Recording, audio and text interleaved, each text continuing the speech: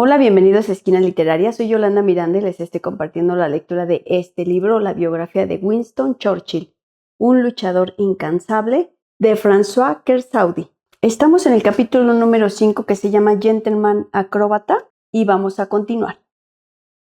A fines de octubre nuestros 4 viajeros llegaron a Kenia. Como en todas partes, el gobernador los recibió a la manera real, después de lo cual partieron hacia un safari en tren. El procedimiento era sencillo, confortablemente sentados en una pequeña plataforma. En la parte delantera de la locomotora tiraban sobre cualquier animal de caza que se presentara.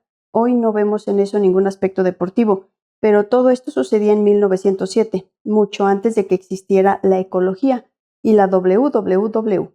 ¿Era lo único que hacía Winston? Por supuesto que no.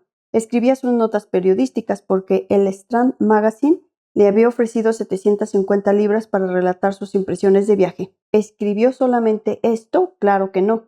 Entre Kenia y Sudán dictó nuevos memorándums, en los cuales se apilaban intercalándose observaciones, críticas, alabanzas, proyectos y propuestas de todo tipo. Así fue como el secretario del Tesoro recibió los planos de una vía férrea destinada a unir el lago Victoria con el lago Albert, con estimación detallada de costos. Para el Ministerio de las Colonias hubo, entre otros, un proyecto de un dique con usina hidroeléctrica cerca de las fuentes del Nilo, donde se encuentran las cataratas de Ripon. Para el Ministerio de Comercio, un plan de reforma social que interesaría al conjunto del Reino Unido con seguro de desempleo, salario mínimo y jubilaciones, inspirado en el sistema alemán. En cuanto al Ministerio de Guerra, naturalmente recibió un largo memorándum sobre las maniobras francesas y las enseñanzas que había que sacar de ellas. Todo esto se lo dictaba a viva voz al pobre señor Marsh, mientras los viajeros atravesaban el lago Victoria o remontaban el Nilo en confortables barcos a vapor. Como siempre, el peligro andaba cerca de Churchill.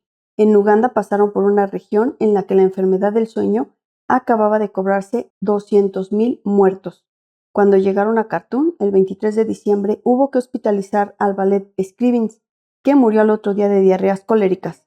Para su patrón, esta muerte fue doblemente trágica. Estaba muy ligado a él, ya que había sido el mayordomo de su padre y además nunca a lo largo de su vida había podido estar sin personal doméstico.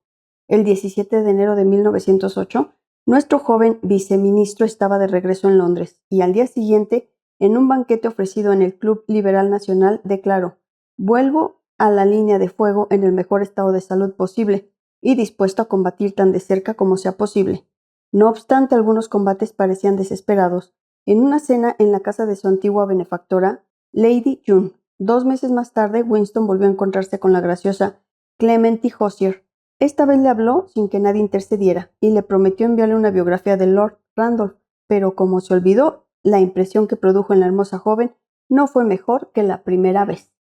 Como siempre, esta distracción se debía a un exceso de concentración, pues Winston volvió a Londres con un nuevo caballito de batalla, el plan de reformas sociales que había preparado cuidadosamente durante sus vacaciones. Charles Masterman, un reformador con quien se encontró en esa época, anotó en su diario que Churchill estaba obsesionado con los pobres, cuya existencia acababa de descubrir.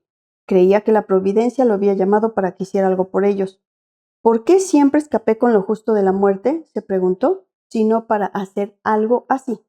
Era una buena pregunta. Ciertamente Winston buscaba la gloria para dejar una marca en su época, como los héroes de su juventud, y también para llevar a cabo su gran ambición, ser primer ministro, porque su padre no había podido serlo, y sin esperar demasiado, pues solamente 13 años lo separaban del desenlace que él consideraba fatal. Pero esto no era todo. Nuestro joven apurado no se sentía él mismo más que cuando defendía una causa justa, en el campo de batalla o en las bancas del Parlamento. Ahora bien, los bolsones de pobreza que subsistían en la opulenta Inglaterra le parecieron a este corazón generoso una monstruosa anomalía que había que remediar imperativamente. Y como este gran sentimental también era un político de alma, consideró utilizar este noble proyecto para poner en dificultades a los conservadores en las próximas elecciones y poner los palos en la rueda a los laboristas. Podrían objetarnos que nuestro viceministro de las colonias, que no era ni siquiera miembro del gabinete, se estaba metiendo en lo que no le competía. Pero mejor que nos acostumbremos. Durante toda su vida, Winston se metió donde no correspondía. Sin embargo, Masterman se equivocó cuando pensó que Churchill acababa de descubrir a los pobres.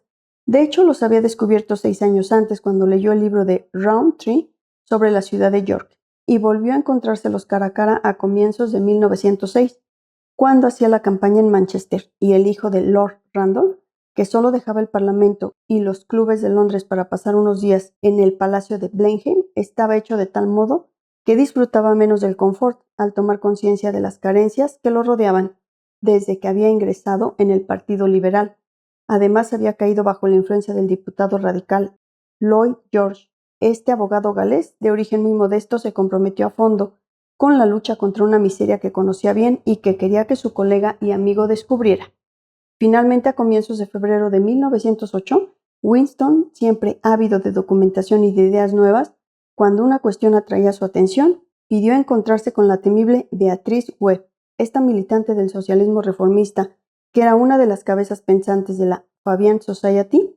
Ya se había entrevistado con él 4 años antes y lo había encontrado completamente ignorante en cuestiones sociales. Pero esta vez ella tuvo un interlocutor atento.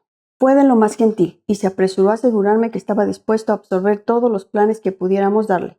No podría haber dicho algo mejor. A la salida de la entrevista con Beatrice Webb y su protegido William Beveridge, Churchill realizó una síntesis de sus propuestas de las ideas de Lloyd George y de sus observaciones en Alemania, y presentó todo en un artículo titulado Un campo inexplorado en la política. Este gran modesto consideraba naturalmente que el campo no había sido explorado, ya que él mismo nunca lo había hecho, pero si bien las ideas expresadas no eran nuevas, estaban expuestas con un talento innegable. No podía haber libertad política verdadera sin un mínimo de bienestar económico y social.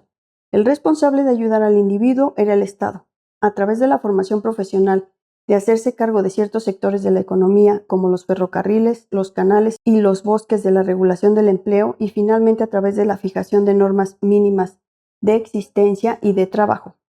Su amigo F. E. Smith escribió: Nunca sabíamos qué versión personal daría Winston a posteriori de la idea que uno hubiese tenido. Pero esta vez, esta versión llegó en el momento justo. A fines de marzo, el viejo primer ministro Campbell Bannerman, enfermo, renunció y el rey encargó al ministro de Hacienda Herbert Asquith que formara el nuevo gobierno. Ahora bien, la situación económica se había deteriorado claramente desde 1907 y la desocupación prácticamente se había duplicado en un año, con la disminución de los salarios y el aumento de los precios al por menor. La miseria había crecido manifiestamente y las autoridades tenían el deber de reaccionar. Asquith, influido por Lloyd George, quiso por consiguiente lanzar un osado programa de reformas sociales y las palabras de Churchill le venían bien, tanto más cuanto que sus iniciativas mostraban sin duda que poseía toda la energía necesaria para traducir sus ideas en actos. El 9 de abril de 1908 a Churchill le ofrecieron un puesto muy importante, el Ministerio de Comercio, cuya competencia se extendía al trabajo y a la legislación social. A los 32 años se convirtió en ministro con plenos poderes. Más aún, entró al gabinete, la instancia de decisión suprema del gobierno. Espero que les esté gustando la lectura de este libro, la biografía de Winston Churchill, un luchador incansable. Los espero en el próximo video para continuar con esta y otras lecturas. Muchas gracias por escucharme.